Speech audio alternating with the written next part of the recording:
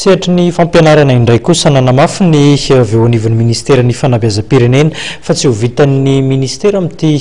taona ity na ny marimarina kokoa ny fitondram-panjakana ny ampiditra ireo mpampianatra frama misy 5,7 alina ho mpampianatra raikitra fatakina izay tanterahany reto mpampianatra frama ireto nanambara moa ny avy eo anivon'ny ministera fa miaino ny etaetan'ireo mpampianatra frama ireo hatrany izany ministera izany.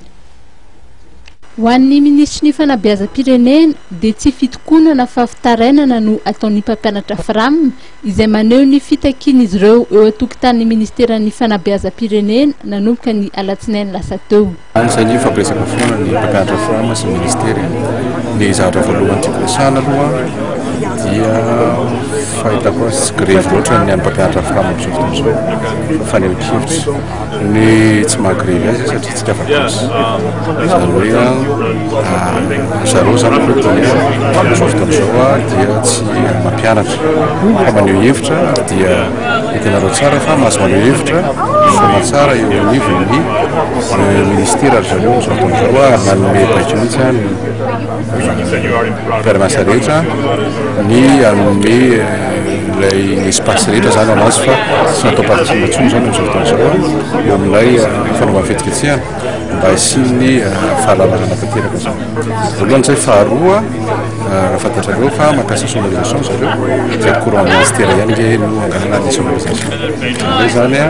mahazo manavaka malalaka izy ny zavatra manahirana fotsiny anatin'ilay izy ary tsy maintsy resahana amin'olona zany zao hoe ny fihetsiketsehana salamreny misy fiche de présence malatsariva fihetsiketsehana salamreny resaka mpampianatra frama misy olo-kafa miditra anatin'io fihetsiketsehana io izay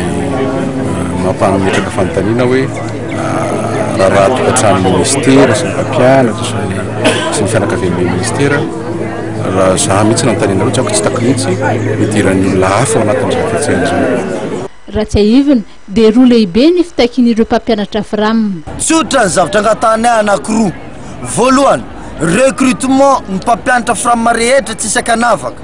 Faharoa, tsy misy fandoavam-bola amin'ny sekolim-panjakana amin'ity toam-pianarana ity.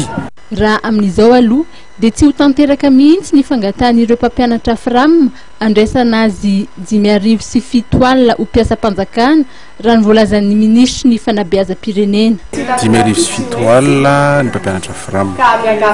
dia nareo ve mino fa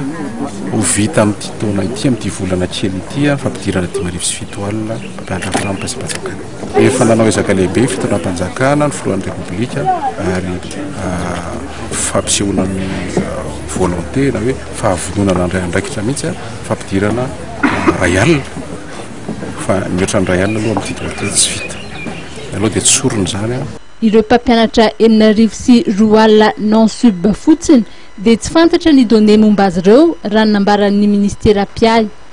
na misy finiavana azy ny fanjakana dia misy ireo tireo censé akory eo anivon'ny ministera. Ny fampidirana mpampianatra frama ho mpiasam-panjakana ihany koa dia ilana teti-bola. Tsy maintsy ao anatin'ny lalàna mifehy teti-bola-panjakana no amaritana izany ary ny fandraisana mpampianatra frama ray alina aloha no voafaritra ao anatin'ny teti-bola-panjakana nasiana fanitsiana farany teo raha ny fanamariana noety ny tompona andraikitra.